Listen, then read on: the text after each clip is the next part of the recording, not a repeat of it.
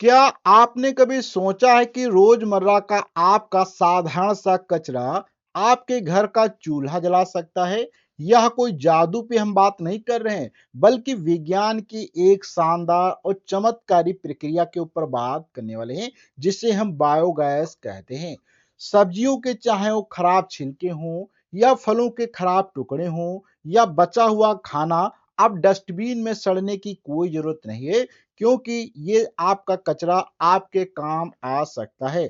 आज हम जानेंगे कैसे एक साधारण सा गीला कचरा आपकी बिजली और रसोई के भारी बचत अर्थात भारी खर्च को बचा सकता है।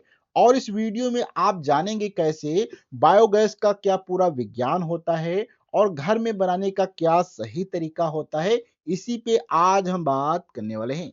तो सबसे पहले थोड़ा-सा हम बात करते हैं कि आज के हमारे वीडियो के कौन-कौन से टॉपिक होंगे, अर्थात किन पॉइंट्स पे आज हम बात करने वाले हैं।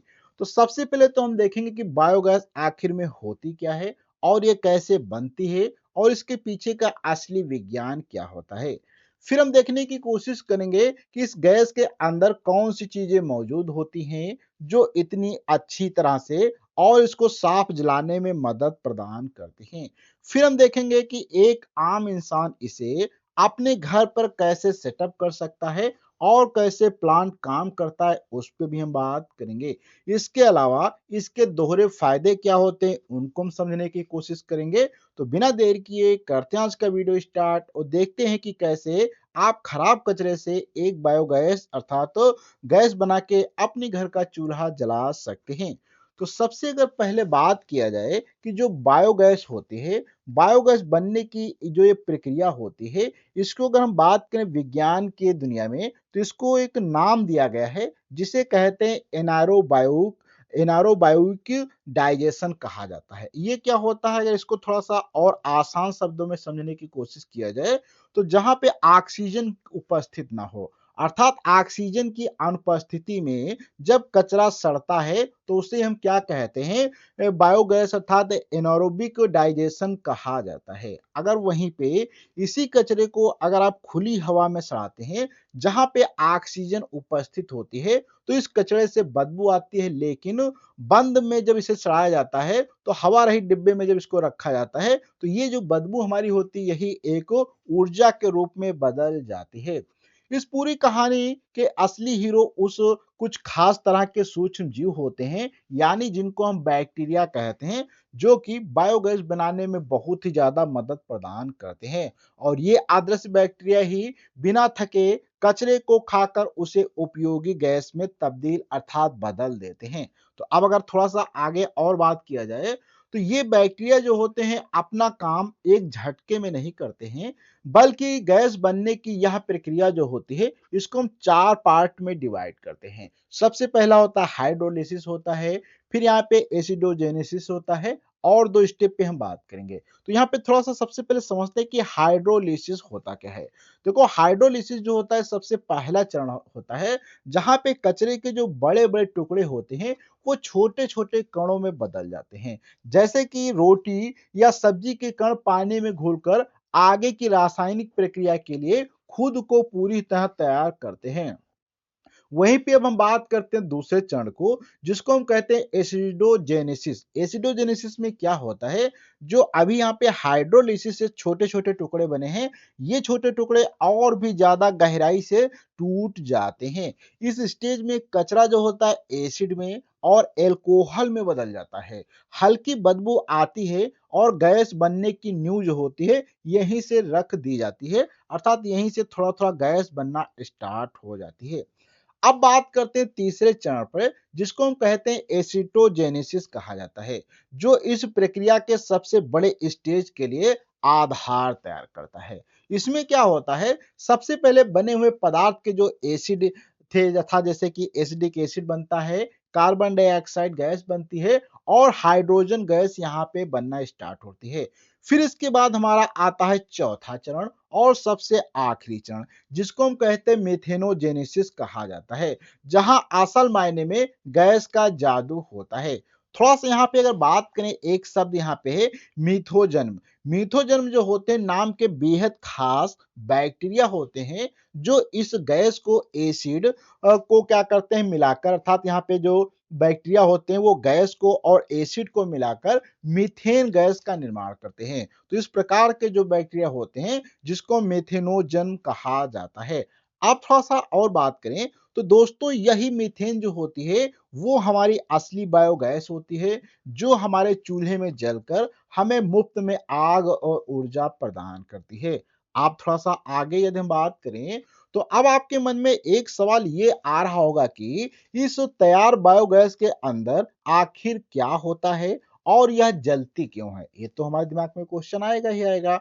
तो अगर बात करें गैस क्यों जलती है, तो देखो बायोगैस जो होती है वो अकेली गैस नहीं होती है, बल्कि इसमें जो होता है 50 से 70% तक की जो होती है अत्यधिक ज्वलनशील गैस अर्थात मीथेन गैस होती है।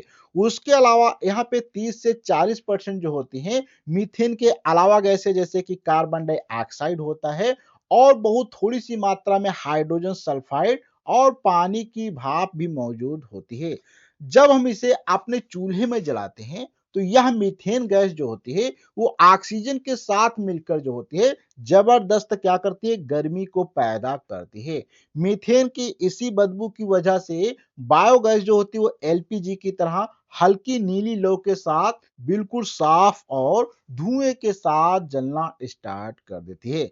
और यदि यहीं पे अगर बात किया जाए कि आप घर में इसको कैसे तैयार कर सकते हैं, तो अब असली मजे की बात है कि आप इस सिस्टम को घर में, अपने आंगन में या आसानी से कैसे छत के ऊपर लगा सकते हैं। देखो बात अगर किया जाए तो बाजार में मिलने वाले एक साधारण होम बायोगैस प्लांट के मुख्य रूप से 4 बहुत ही जरूरी हिस्से होते हैं। कौन-कौन से 4 जरूरी हिस्से होते हैं? तो इसका सबसे पहला हिस्सा होता है इनलेट होता है। यह वो पाइप या जगह होता है जहां से रोजाना कचरे और पानी का घोल जो होता है इसके अंदर डाला जाता है, जो कि यहाँ पे आप डायग्राम में देखेंगे तो इनलेट होता है जहां से कचरा और पानी इसके अंदर डाला जाता है। फिर यहाँ पे दूसरा इसका जो पार्ट आता है जिसको हम डाइजेस्टर टैंक कहते हैं। अब ये जो डाइजेस्टर टैंक होता है जो पूरी तरह से एयर टाइट होता है। एयर टाइट का मतलब यहाँ से वातावरण की जो भी ऑक्सीजन गैस होती है या कोई भी गैसें होती वो इसके संपर्क में या इसके अंदर गैसें वो डायरेक्ट नहीं जा सकती है, ना ही इस टैंक से डायरेक्ट गैस बाहर निकल सकती है। अर्थात ये एयर जो होता है टाइट होता है और जहां कचरा क्या होता है सड़कर गैस के अंदर बदलना स्टार्ट करता है। अब यहाँ पे जब गैस बनना स्टार्ट कर देगी तो फिर यहाँ पे आ जाता है सबसे तीसरा हिस्सा, इंपॉर्टेंट हिस्सा, जिसे हम कहते हैं गैस होल्डर। ये गैस होल्डर क्या करता है, जब यहाँ पे डाइजेस्टर के अंदर जो भी गैस बनती है उस गैस को ये एक पास कलेक्ट करता रहता है। अर्थात यहाँ पे गैस होल्डर के अंदर ये गैसें यहाँ पे कलेक्ट होती रहती हैं, जिनको हम जो है पाइप के जरिए अपने घर में लेकर जाकर इसका यूज कर सकते हैं। और यहाँ पे चौथा जो इसका पार्ट होता है आउटलेट जिसे कहते हैं, जहां से बची हुई खाद बाहर आती है, अर्थात जो इसके अंदर जब गैसें बन जाती हैं तो जो भी यहाँ पे कचरा वगैरह बच जाता है उसको यहाँ पे आउटलेट से निकाल लिया जाता है खाद के रूप में। अब थोड़ा सा आगे बात करते हैं, तो इस होम प्लांट को चलाने के लिए सबसे पहले गीले कचरे में थोड़ा पानी मिलाकर एक गाढ़ा घोल तैयार किया जाता है। कैसा किया जाता है, अर्थात जो हमारा कचरा होता है उस कचरे में पानी मिलाकर एक गाढ़ा घोल तैयार किया जाता है। और आपको बहुत ध्यान रखना है कि इस घोल में प्लास्टिक, लोहा, कांच या कोई भी केमिकल वाला कचरा बिल्कुल नहीं होना चाहिए। अर्थात इसमें कोई केमिकल वाला कचरा नहीं मिलाना चाहिए। आपको प्योर जो है फलों का, सब्जियों का, इस प्रकार के खराब चीजों का कचरा ही मिलाना है। इस तैयार घोल को इनलेट के रास्ते से डाइजेस्टर टैंक में डाल दिया जाता है, जहां ऑक्सीजन का जाना सख्त मना होता है।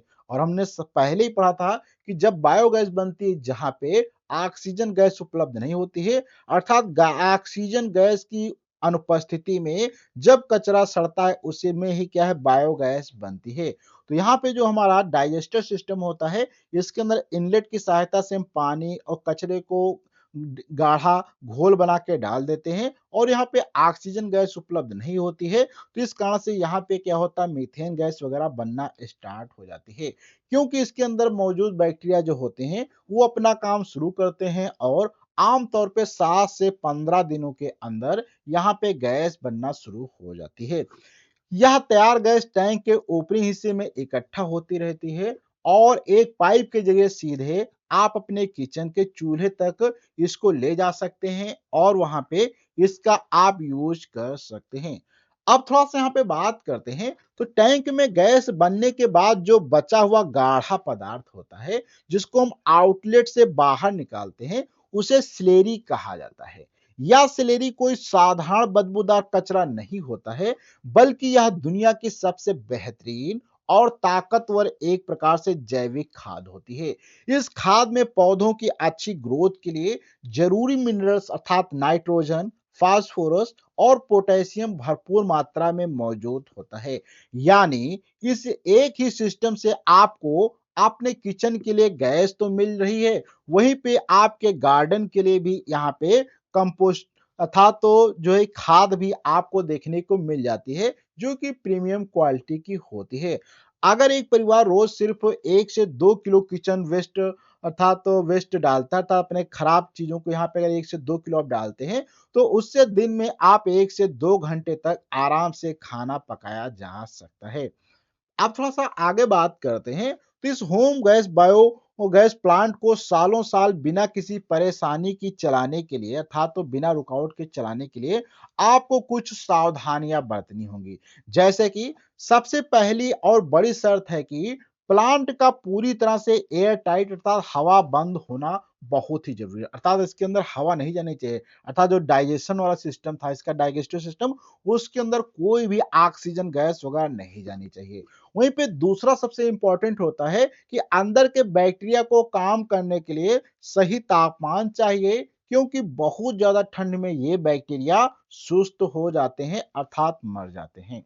वहीं पे बात करते हैं तीसरे अगर बात में डाइजेस्टर को सही से काम करते रहने के लिए आपको इसमें हर दिन नियमित रूप से कचरे की खुराक डालनी होगी। ऐसा नहीं कि एक बार आपने कचरा भर दिया, 1 महीने तक आप अगर कुछ नहीं डालते हैं तो आपका ये बायोगैस प्लांट खराब हो सकता है।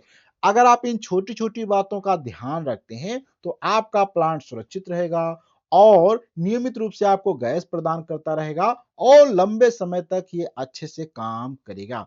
अब थोड़ा-सा बात करते हैं, तो बायोगैस सिर्फ एक मुफ्त ईंधन नहीं है, बल्कि यह हमारे पर्यावरण को प्रदूषण से बचाने का बहुत बड़ा हथियार है। अब कैसे प्रदूषण से बचाता है देखा जाए, तो जब कचरा खुले में सड़ता है, तो वह खतरनाक ग्रीन हाउस गैसों को छोड़ता है। अर्थात जो भी कचरा वगैरह अगर खुले में सड़ाया जाता है, तो वहाँ पे बहुत ही खतरनाक ग्रीन हाउस गैसें वो छोड़ता है। लेकिन बायोगैस प्लांट उस गैस को कैद करके उपयोगी बना देता है। इस प्रकार से बायोगैस प्लांट जो होते हैं वो हमारे वातावरण को प्रदूषित नहीं करते हैं, साथ में वहाँ पे हानिकारक गैस को हमारे लाभदायक गैस के अंदर कन्वर्ट कर देते हैं। अगर सुरक्षा की बात करें तो यह एलपीजी सिलेंडर से भी ज़्यादा सुरक्षित होता है, क्योंकि प्लांट में गैस का प्रेशर बहुत कम होता है और कंट्रोल में रहता है, इसलिए विस्फोट होने के चांसेस कम होते हैं। वहीं पे जो हमारा गैस सिलेंडर होता है उसके अंदर बहुत ज़्यादा मात्रा में प्रेशर होता है गैस का, इसलिए गैस सिलेंडर फटने के या उसके ब्लास्ट होने के बहुत ज़्यादा चांस रहते हैं। और एक छोटा-सा होम बायोगैस प्लांट लगभग 10 से 15,000 रुपए में लग जाता है और इसे बढ़ावा देने के लिए सरकार अक्सर सब्सिडी भी देती है। अर्थात तो बहुत ही कम रुपए में खर्च में बन भी जाता है और सरकार भी इसके लिए बहुत सारे कदम उठाती है, बहुत सारी सब्सिडियाँ भी प्रदान करती है। तो कुछ ही महीनों के अंदर आपकी रसोई गैस की भारी बचत इस प्लांट को लगाने की पूरी कीमत को आसानी से वसूल कर देती है। अर्थात अगर आप इस प्लांट को लगाते हैं, तो कुछ ही सालों के अंदर आपका पूरा पैसा बच जाएगा, क्योंकि आप जो महँगे एलपीजी सिलेंडर को खरीदने में पैसे लगाते हैं, वो पैसे अब आपको देने की आवश्यकता नहीं पड़ेगी। यहीं पे ये आपका जो प्लांट है, वो खुद आपके घर के गैस की पूर्ति को पूरा करता रहेगा। अब थोड़ा-सा बात करते हैं, अगर हम इस पूरी प्रक्रिया को एक लाइन में समझने की कोशिश करें कि यहाँ पे क्या होता है, तो एक लाइन में समझे तो कचरा जो होता है हम प्लांट में डालते हैं, वहाँ पे बैक्टीरिया जो होते हैं उसे तोड़ना स्टार्ट करते हैं और वहाँ पे मीथेन गैस बनती है और यहाँ पे बेहतरीन खाद भी बनती है। इन शानदार तकनीकी ने पूरी दुनिया को यह साबित कर दिया है कि जिस चीज को हम बेकार समझते हैं अर्थात हम जिसे कूड़ा कचरा समझते हैं, असल में वही सबसे कीमती संसाधन है। यह ऊर्जा का एक ऐसा स्रोत है जो कभी खत्म नहीं होगा, जो सस्ता है, पूरी तरह सुरक्षित है और हमारे पर्यावरण के भी लिए इको फ्रेंडली अर्थात तो अनुकूल है। अगली बार जब भी आप किचन का कचरा डस्टबिन में फेंकने लगें, तो एक बात जरूर सोचिए कि यह सच में कचरा या एक छिपा हुआ खजाना है। उम्मीद है कि इस वीडियो से आपको कुछ तो नया सीखने को मिला होगा। यदि मिला है तो इस वीडियो को लाइक करें, अपने दोस्तों को शेयर करें। हम अगले वीडियो में मिलते हैं, जब तक के लिए धन्यवाद।